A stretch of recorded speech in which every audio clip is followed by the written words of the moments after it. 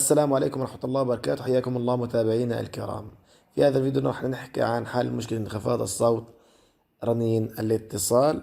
أول شيء بننتقل إلى الضبط من الهاتف، ثم الأصوات والاهتزاز، ونتأكد أنه هنا الصوت مفعل، وكذلك درجة الصوت. بإمكانك تختار درجة الصوت وتقوم بتفعيل